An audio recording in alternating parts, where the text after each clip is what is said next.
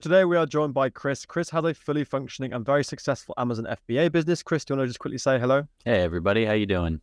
So the first question I've got for you, Chris, is all the way back at the start. How long have you been doing Amazon FBA for, and kind of how did you get to where you are today? So I've been doing Amazon FBA since around about March 2021, somewhere around there.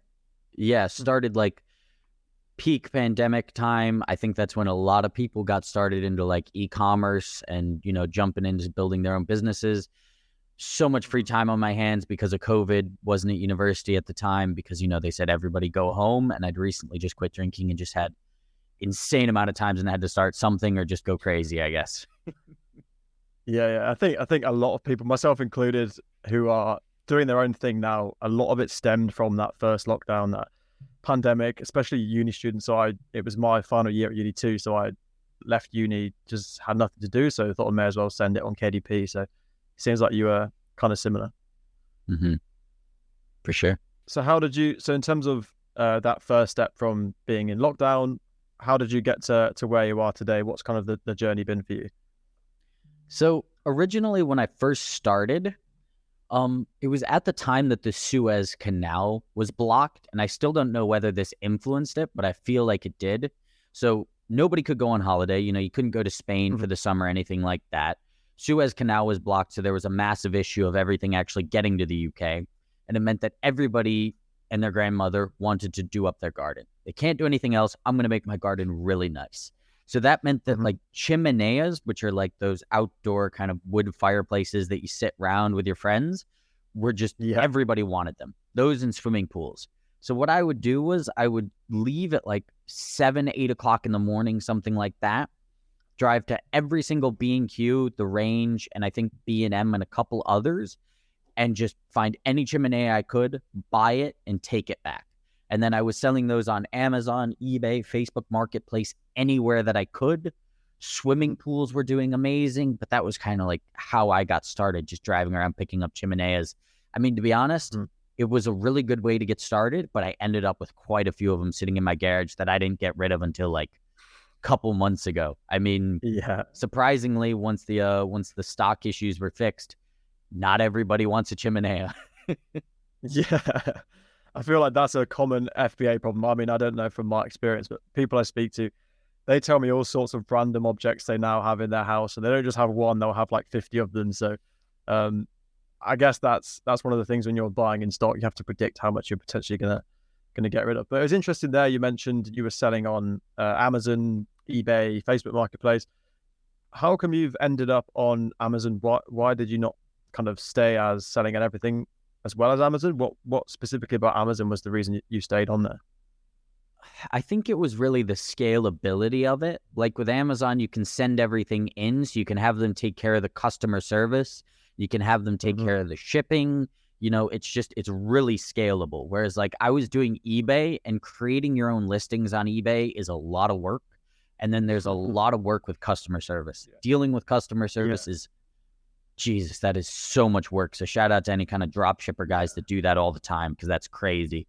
I remember having somebody who said that, like, I had somebody that said that like I shipped them like a box of pencils. I'm like, I sent you a chimenea. How did you get a box of pencils with my? I still don't know what they were doing, but just the customer service side of it and the scalability for sure. I think that's for me as well. A lot of my audience who are on this channel, obviously it's a KDP channel, can probably relate to, because again, KDP is the same. It's all print on demand. There's no worry about customer service or any of that sort of logistics. I mean, fortunately for us, we don't accidentally send people pencils when we're meant to send them books. But it's interesting that you say in terms of scalability, I think these days it's having a big corporation, especially Amazon, where their delivery proposition, having them take that off your hands is a massive benefit of being on Amazon.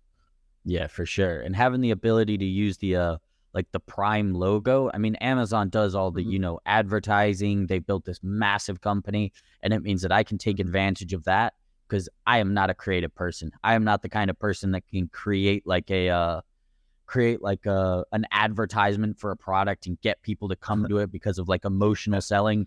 I can't do that. I'm good at numbers. And that's why I love, selling on Amazon, because I just notice, hey, I can buy it here for 10 pounds and I can sell it here for 30 on Amazon. Great. I can take advantage of that instead of being like, how can I market this?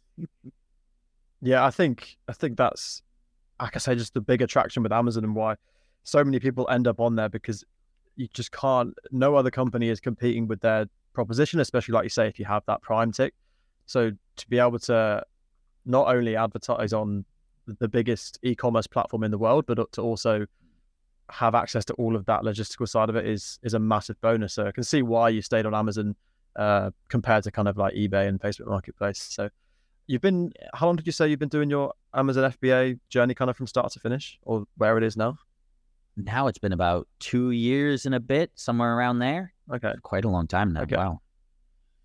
I mean, yeah, it flies, isn't it? I think my KDP is 3 years, so it's kind of similar. But I think for me, especially my role in KDP has changed throughout those 3 years. How has your role in terms of your kind of role within your Amazon FBA business changed since you first started to now? Because I imagine you're not going around scanning all these items anymore. It seems to be a much more streamlined and efficient process you've got. How does your day kind of, or your role now, differ to what it did right at the start? So when I first started, it was like driving around those Tesco's, driving around everywhere, scanning everything, trying to find stuff, doing my own prep.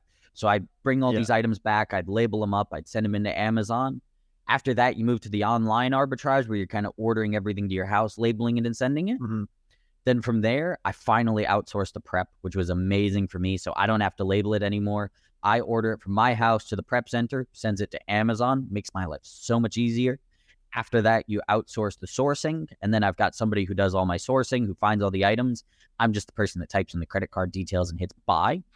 After that, then you can outsource that. Now, physically, I've got pretty much my buying sorted, my sourcing sorted, my prepping sorted. And now it's kind of the point that I'm at now. Well, I've only hit recently where I have more of kind of almost like a CEO role in there, where she kind of takes care of everything. She does most of it. Mm-hmm. And nowadays I do about 1 hour per day on my UK and 1 hour per day on my USA, where I'm mostly just coming in, talking to her, seeing how she's doing, seeing if she needs any help, seeing if there's any bits she's confused with, kind of just making systems, like making SOPs for them to just do everything. But most of it is managed now, but it was not a quick process, and it was pretty hard to do. Yeah, I can imagine. I mean, outsourcing stuff naturally, because you're giving away a lot of responsibility. I mean, it is your baby at the end of the day. It's this thing you've grown into what it is now. How did you find bringing people who are now working for you, bringing them into the business and actually teaching them what they do now? Because obviously no one comes in and they just know exactly how to source products for FBA. How did you go about teaching them? Were you very direct, and how much do you still communicate with them and have that every single day? So originally, when I first got my first virtual assistant or employee, basically you can use these, like I use Fast Track FBA. You can kind of pay them. I can't remember what the fee is. And they teach them a lot of the basics. They teach them a lot of the, the beginning stuff, and they do some of the hiring process for you. Yeah. So originally I used that, but then every day I would sit down with them for an hour and just kind of, first 10, 20 minutes, we'd be kind of going over their deals, talking about what they found, talk about what they learned, kind of a 20-minute period where we're just kind of going over any questions, talk about learnings, talk about what we want to add in. Then I'd always have this little just shadowing period where they would just kind of watch me do what I do. So I would sit there and source, or I would sit there and do admin, or I would sit there and look through my Amazon and just get them a feel for exactly how I do it. Because at the end of the day, I kind of want them to be like a miniature me, and then slowly add their own little like tricks to it, their own little ways. But at the beginning, I just want them to be a mini me. Yeah. I think that balance between educating and also doing is such a big thing, because if you just tell someone how to do it, it's all great. It makes sense in your head, but until you actually show someone physically how to do it, I think that's the combination of the two is from what I found anyway, the best way to educate someone you're potentially outsourcing to, because it seems like that's the approach that you've taken as well. Yeah, for sure. They really have to see it to be able to kind of understand it, and then they have to do it. And the biggest thing is I want them to make mistakes. So they do it, and they likely are going to do it wrong, or they're going to find a bad deal, and it's showing them in a nice way. this was wrong. Here is why. This is what you should have done. Yes. And then it's almost like that sticks in your head. Like, I don't think anybody builds a business and doesn't make a load of mistakes. Like, I still remember the first couple of my products that I bought that were horrible, but I learned so many things from them. And you have to make those mistakes. Yeah. I mean, I always say, if you're not making mistakes while you're building a business, you're doing it wrong. I think people who, for sure, the big difference between people who end up being relatively successful with businesses, they make all these mistakes and they just accept that it sounds so cliche, but it is just part of the process. And the big difference is if you're consistently making the same mistakes over and over again, you do have a problem. But it's the one-off mistakes you think, okay, that went wrong, let's learn from it again, and then you're hopefully don't make that same mistake. Yeah, for sure. Building a business is pretty much just problem solving and stress management. You can't let those 100%. problems eat away at you, and then you'll be sore. Yeah. And I think being as efficient as possible, which kind of brings me on to my next point, is I think, especially in the KDP sphere, people see outsourcing to other people as almost cheating. There's almost like this culture of, you should be doing everything yourself. Outsourcing is cheating. You're not actually doing all the work. But I just don't see a way that anyone can scale a business without outsourcing. I mean, any employee who's on a full-time contract technically is an outsourced by the owner. How important do you think outsourcing is to business in general, but more specifically Amazon FBA? Because it seems like it's even more important in FBA than it is for something like KDP. I think it is really, really large to outsource. Like, you kind of have to at some point. But I think what I see a lot of people in like the reselling area do is they outsource way too early. Like, I know people that like outsource before they know how to source. And the problem is it's hard to teach somebody how to source or help them learn how to source if you don't know how. You know, you kind of have to learn an aspect and then teach them that. Or you hire somebody that is that well trained, but they're going to be charging way more, something like that. Not really feasible. But I know some guys that, do massive numbers, absolutely huge numbers, and outsource very little. It's possible, but then I guess you just hit a stage where you can't grow any bigger without outsourcing. There's only so much you can do. There's only so many hours in a day, right? You can't. There comes a point where you do have to let your money do the work for you. So that's an interesting point you make about some people doing it too early.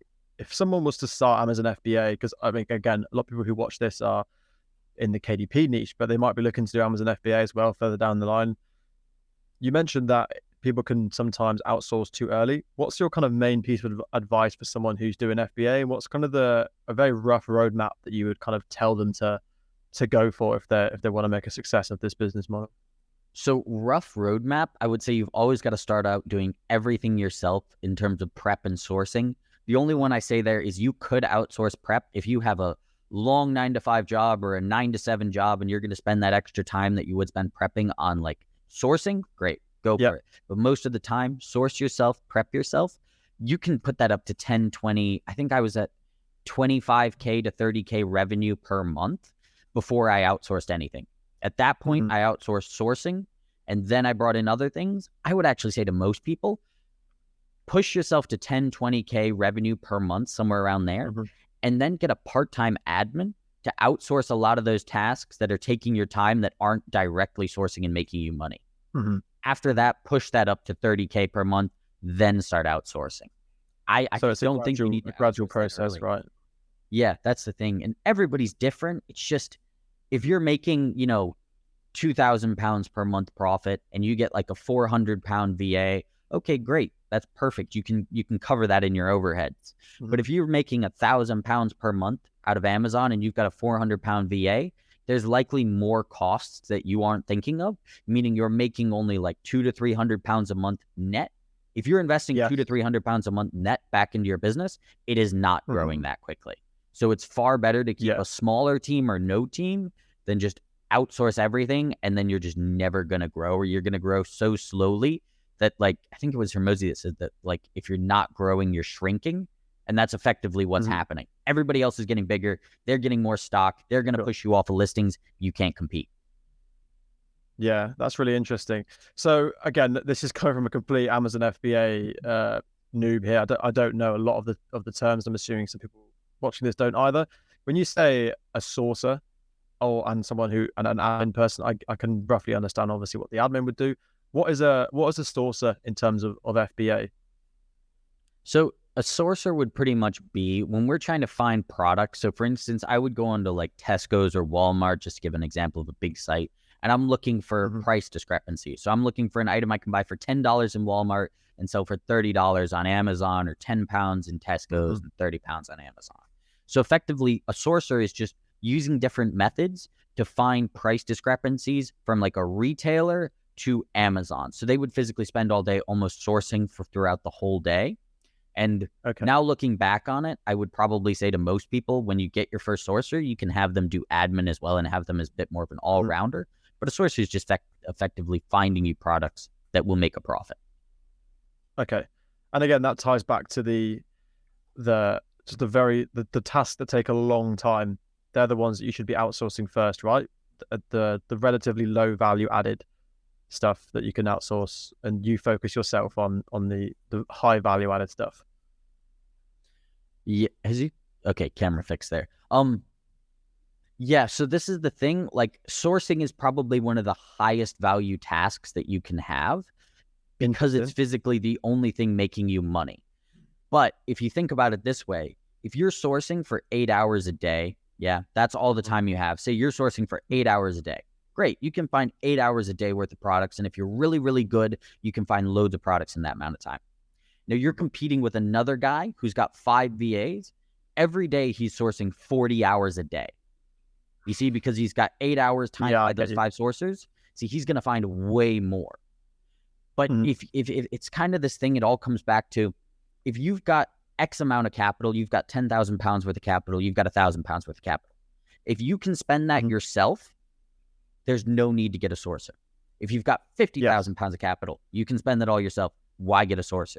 The second you have more money in your bank account than you can physically spend, that's when you need to get a VA, as long as it's not because of your sourcing skills.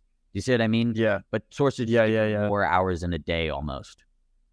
Yeah, that's a really good way. I hadn't even looked at it. Again, it just shows my lack of knowledge of FBA, saying that sourcing's a low value added stuff, because obviously now you say that, it's so clear. Obviously that's basically the main part of it, right? Finding the right product. But that's interesting that you're saying, and your approach to outsourcing. I think with KDP, it's relatively similar, but kind of different in some areas. I'll always just preach that every hour that you work isn't just the same hour. So if I could spend an hour doing like my keyword research or my niche research, an hour of that is worth so much more than an hour of me just repeating stuff in a book interior or a book cover. So I think the good piece of advice to anyone watching generally would be, if you're going to outsource anything, especially like you were saying, to be selective with your outsourcing at the start, is to outsource a lot of the low value added stuff, the stuff that takes a long time to do, and also it doesn't require a hugely great skill set really, because you then also obviously can charge less to outsource. So I think that's really important for anyone who's looking to outsource, whether that's KDP or FBA or any sort of business. The low value added stuff is the great things to be focusing on outsourcing. For sure. So last thing in terms of FBA, other people who might be looking to start, what's one thing that you would suggest to avoid doing FBA? What's an absolute no-go if you want to start FBA that you see some people doing? So I think the biggest thing for me would be not treating Amazon like a business from day one. And I'm sure this is the same in KDB, same in PL, same everywhere. People think that they can like break the rules and get away with it on Amazon. And then, oh, my account got banned, I'll just get a new one. Amazon is very good at finding these people that break the rules. Make sure you're not buying any issues that have intellectual property issues and private label issues. So for instance, if you see a Singha water bottle, that's not a product you can buy, but it's in front of me, and you see Singha selling on the same listing, you can't sell that product. Why would Singha allow you to sell their product on their listing and compete with them? They won't. They'll kick you off. So avoid those kind of listings, and then you'll see it some other times with things like My Protein. They also IP claim. There's loads of ways to notice it, but just make sure you're playing the game, you're abiding by the rules. I also know a guy that was selling like fakes on Amazon for quite a while and was getting away with it. Then they just locked his account, kept all his money, and now he's like, great, now I have nothing to show for all of that time, and now he can never sell on Amazon again.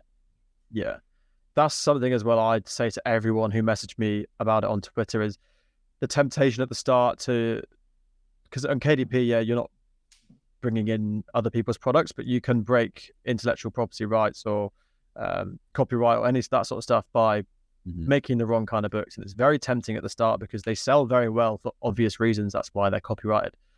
And then you'll build up all your income, and then you get to a year, 2 years down the line, and then you realize actually my account's just been banned because I took advice from someone who was promoting all this copyrighted stuff. So it's the same for KDP. You just got to avoid all that stuff. It's tempting because you can make a lot of money at the start. It's a much quicker way of doing things, but Amazon are very good at catching it eventually. It will always catch you out. And the last thing you want to do is build up this income that you've got and it's just gone because of a mistake you made right at the start. So that's a pretty bad piece of businesses, right? That's like one of the end goals is to sell. So if you're building a KDP business based on copyright, nobody's going to buy that, right?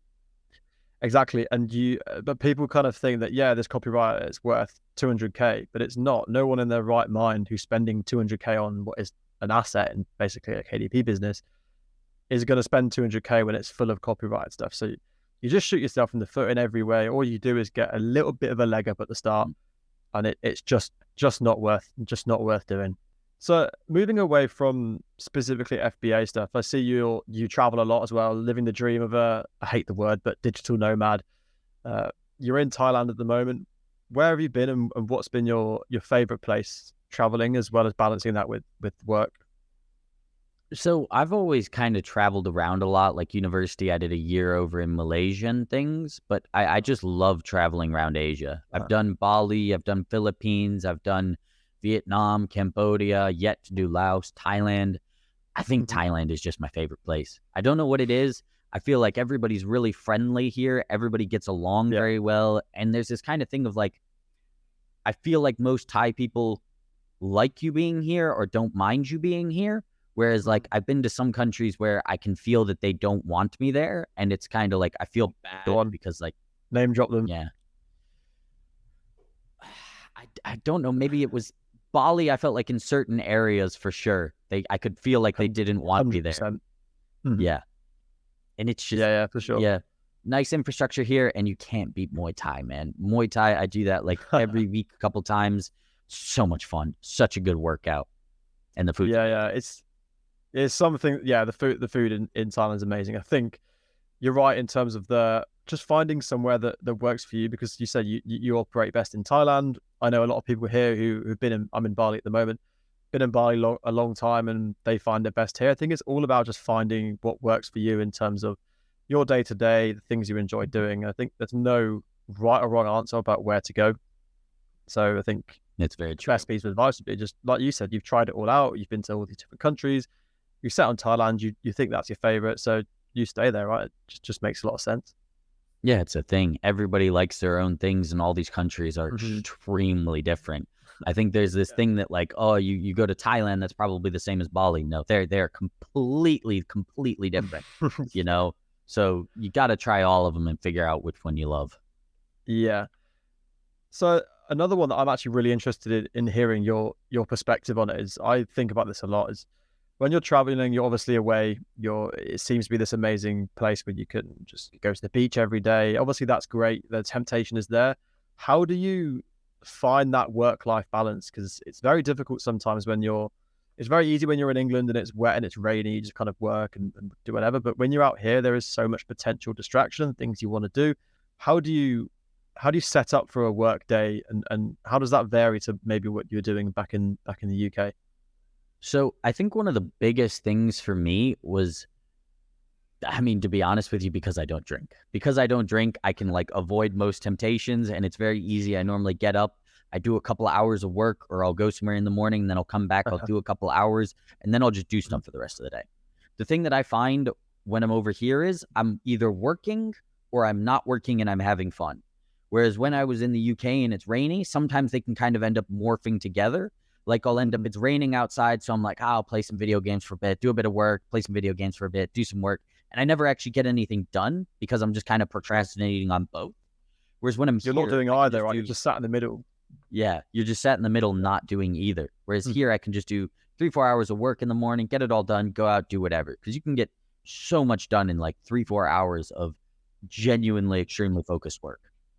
Yeah, I completely agree. And I'm the same. I'll always kind of be as structured as I possibly can, because these temptations are always going to come up. And if you don't have a structure, like you say, you'll just end up doing a little bit of that, a little bit of that, and then you just end up not really getting anywhere with it. So that's an interesting way of structuring it.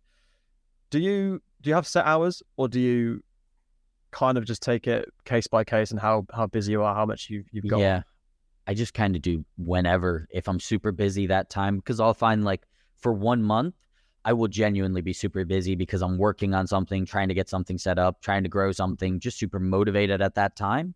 And then I'll just have a week where I'm like, you know what? I'm just not super motivated, not super driven.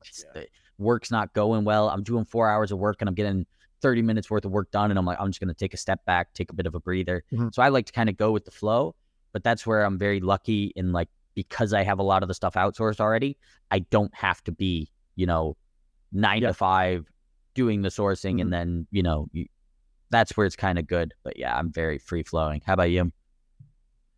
I'm much the same. I think I've definitely learned the hard way at the start. And one thing I also want to stress, and I tried to stress in my videos, is there's this huge culture of, you have to hustle 10, 12 hours a day. And they're 100%. There are times or periods where you just have to get your head down and you just have to smash through it, because you've got to do what you got to do. But that's toxic. I think in reality, yes, you have those periods, but just being structured, and especially the vast majority of what you said is all tied to just being as efficient as possible. It's not a case of who works the most hours. If you can outsource a lot of stuff and you're smart with your workload, that's the most important thing. But for me, having a structure, especially when you're out here, you're kind of like, oh, I'm in Bali, I could just get up and go surfing all day or whatever. That is an option. Unless I have this set structure around me, I kind of find myself in that limbo phase of not really doing anything. And my general rule will be, if I'll always have my set hours, but if an opportunity comes up, I will always say yes and do that, because I can always just catch up another time. Yeah. It's that when I'm not working, I don't want to be spending my time just doing, like you were saying, just nothing, just kind of just lazing around and not doing anything. I'll always say yes to an opportunity because I know I can make that back up another time. It's kind of that, like, maybe it's a bit of a university thing almost. Like, I feel like in university, I was kind of taught that, like, you need to do when your final exams or something are coming up, you have to do 12 hours of studying. Yeah. I only took in info for like the first 3, 4, 5, 6, but I still did 12, because if I did 12 and my friend did 8, that means I should do better than them, and it's like not really what you need to be doing. If you're getting everything done in the amount of time that you have, don't just make work to make work. Don't create nice little spreadsheets, putting everything down that you're never going to use because they're pointless. Yeah, and I think another thing that ties into that is the social media side. On Twitter especially, we'll get onto Twitter in just a sec. You see so many of these pages promoting this, you just have to be doing 12 hours a day, and then you go on Instagram and these nomads will be posting, I haven't slept for 36 hours and doing this, and actually that's not flex. Not sleeping is inefficient. You probably do less than someone who's worked 5 hours in those days, got proper night's sleep. Don't fall into that trap of trying to look like you're working really hard, you're doing all this and the other. It sounds great, but it's so unproductive. It's inefficient, and actually you're just lying to yourself and everyone that's seeing that. It's not the best way to go. But like in Bali, you unfortunately do get a lot of that. A lot of people who more focused on telling people they're doing stuff and like, if I've worked 12 hours, Sam's only worked 5, I'm like doing better than him or whatever. Just focus on what you're doing. Don't worry about anyone else, and just fit in what works into your routine. I think that's the best thing I found for me. Yeah, 100%. So I move on to Twitter. Obviously, both of us, I'm assuming most of our main audience is on Twitter. I see you've subscribed to Twitter Blue. I did for the previous 2 months. I wanted to see what impact that had on my growth. How have you found Twitter Blue from an honest experience? Because there's a lot of people who have kind of contradicting opinions on it. Where do you sit on the whole Twitter Blue thing as a consumer and also as a content creator? I'll be honest, I subscribed to it to get the blue check mark, and then I've never paid any attention to any of it. Like I'm not really the person when it comes to Twitter too much that like tracks my analytics and things. I definitely should, but I'm very much just like in that mindset of if I show up every day, I create content, I help people, I give them value, more people should like me, or at least more people should join my page that are like genuinely interested in what I have to offer. I'd rather help the people that I can actually help than have a massive, page where nobody's actually interested in what I talk about. Yeah. Kind of. An engaged audience that genuinely care about the stuff that you do rather than just numbers. Yeah, I totally get that. And I think it's a really interesting subconscious thing, that blue tick, because I have people who DM me asking for kind of, can I edit some videos for you, or can I do whatever? And instantly, if they have that blue tick though, my mind is like, oh, they are more legitimate than someone else. So I thought it'd be interesting to see what that does for my analytics. I'm going to write a big thread on that, just the findings of it. I don't know what's come about it. So I was just interested to see what you made of it, really. Yeah, it is an interesting one. I think it definitely does give you some kind of like social proof without any actual social proof. But yeah. Yeah. And I think they have a gold one as well now, right? I think I saw somebody with a gold. I don't know if that was real or something. If you spend so much on Twitter ads, I don't know. It's not it. It's a business now. Elon Musk is going heavy on it. So I don't know how it works, actually. I had a feeling that if you're, a genuine person who had the blue tick before, do they have something else? I'm not so sure. I think but it's when you get people now. I think they just swiped it and just everybody has the same. It was something at some point where if you like moused over it, you could see, but I don't know. I don't follow it that much. It's an interesting move, though, for sure. Yeah, that is interesting. Yeah, so Chris, really appreciate your time and also your insight here. Do you have anything you wanna kind of anything you want to promote, anything you want to direct people to? I mean, for sure, if any of you guys are looking to get into sort of reselling on Amazon, feel free to shoot me over a message on Twitter. And what I can do is I have a paid course that I normally, promote to people, but I can make that free for anybody from here who wants to, get started reselling on Amazon. So shoot me over a message on Twitter and I'll get that over to you. And then I have some videos on my Instagram just kind of explaining, in short form content about Amazon and things like that. But come over, jump on Twitter, give me a follow, and let's chat. See if we can help you out.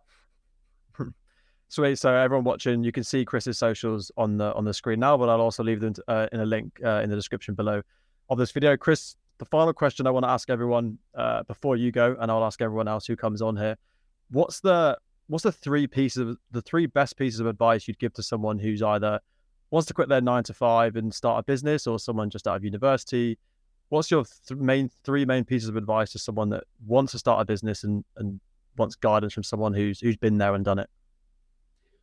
I would say make sure you're using the hours outside of your 9-to-5 to build your dream 9-to-5 sort of thing. Make sure you're using the weekends. Make sure you're using those 2 hours a night that you get to build what you can. Oh, 2 more pieces of advice. I'll put you on the spot. Sorry.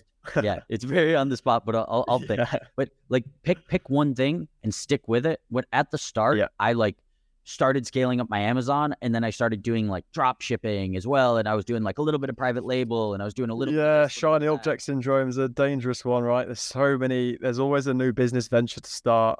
I completely echo that. That's a great piece of advice. And network. I think networking is one thing that I really lacked on last year, but just talking to other people, you will learn so much, and you'll join little communities where you can help each other out. Like networking is huge. There's no reason to go it alone. Like you will learn so much just talking to other people. Yeah. 3 great pieces of advice. Chris, thanks for your time. Like I say, I'll leave a link to everything that Chris has done in the description below if you want to go check him out. And also, like I say, if you do want to go and have a look at his online courses, drop a message on Twitter, and I'm sure he'll be more than happy to help you out. For everyone watching the video, actually no, I'll cut that out. Let me think. How do I round this off? Right, I mean it's the first one, so who knows? Who knows? All of it didn't record, or there's no audio. Just it's going to be a nervous little check. Let me just end this recording.